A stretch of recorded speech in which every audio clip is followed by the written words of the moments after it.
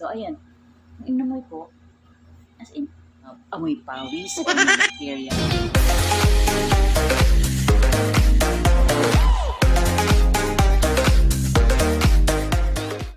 Kumusta mga ka-super? O, nakapaglaban na ba ang lahat? Pero wait, tignan nyo naman, napakakulimlim ng panahon. Paano ko maglalaban yan? Mangangamoy kulob na naman ang aking labahin. Ayan, tignan nyo, napakarami kong labahin, di ba? So, iyan ay siguro mga 1 week yan or less than 1 week.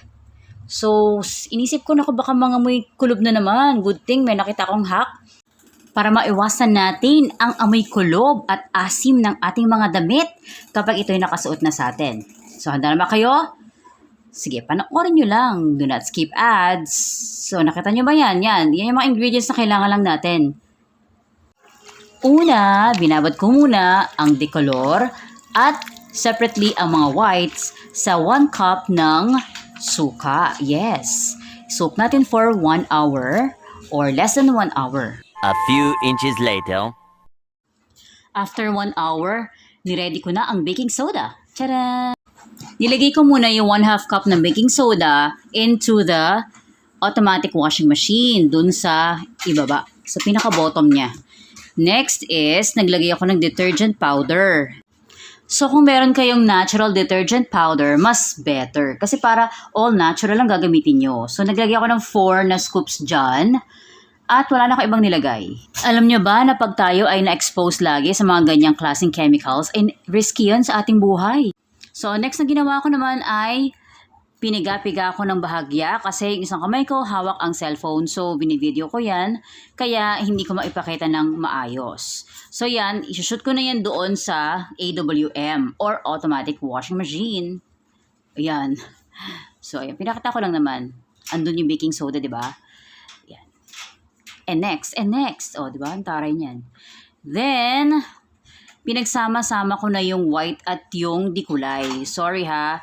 Sa mga medyo maselan dyan, ay pasensya na po kasi nagtitipid ako sa tubig. Medyo kamahalan ng tubig niyan, mga ka-super. Kasi nga, top load ang ginagamit namin.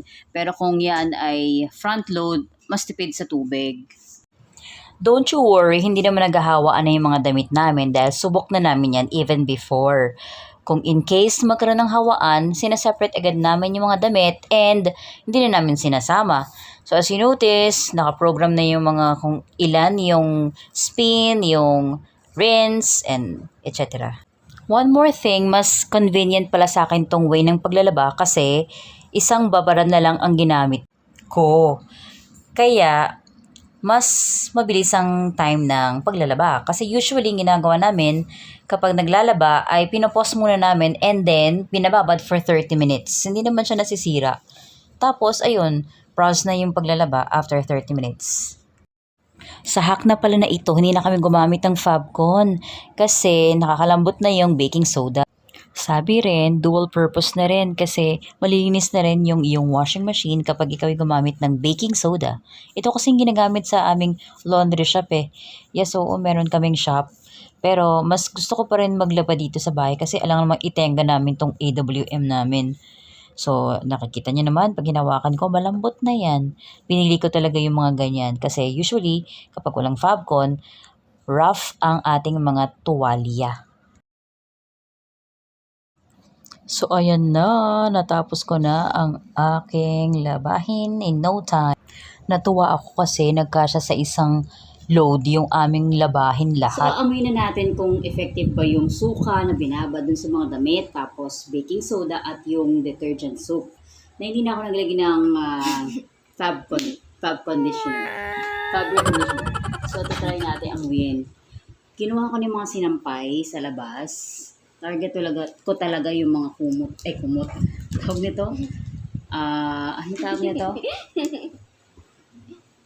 Ito yung towel.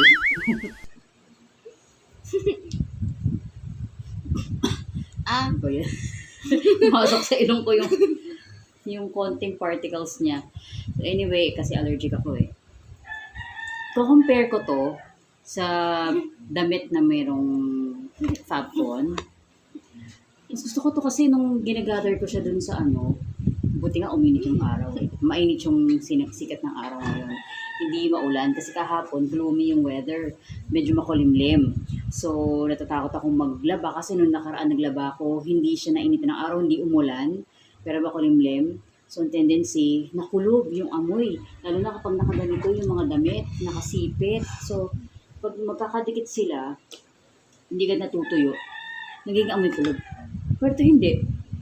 Hindi siya amoy kulob. Imagine, wala siyang Fabcon ha.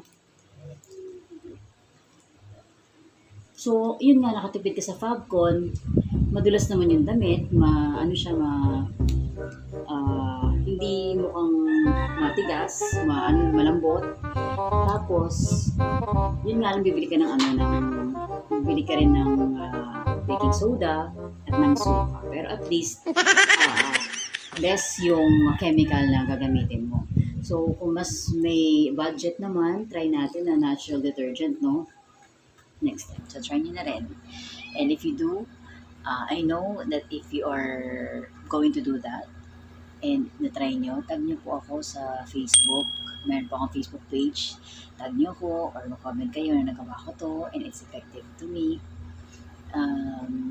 Nakita ko rin yun sa Facebook. Facebook Reels tsaka Instagram ni Mami Julie Eigenman. Natuwa ako kasi idol ko siya. Ang galit. Dami yung mga tips on about cleaning your area, your room, your etc., your house na yung gagamitin mo ay makikita mo lang sa kitchen at hindi siya chemical. Yung natural yung gagamitin niya. Like yung suka, baking soda, di ba? So, they're natural and not harmful for the skin and body. Kasi napapansin ko, yung asthma ko sa skin, medyo lumalala siya. Yun. So, another video naman na i-share ko sa inyo next time ay yung paggamit ko ng oil sa aking skin asthma na nakatulong. So, ayun lang. Sana ay na-inspire kayo. And if you do not forget to click the subscribe button, that the red one, and the like button, and share also to your friends and to your loved ones. Bye! And take care.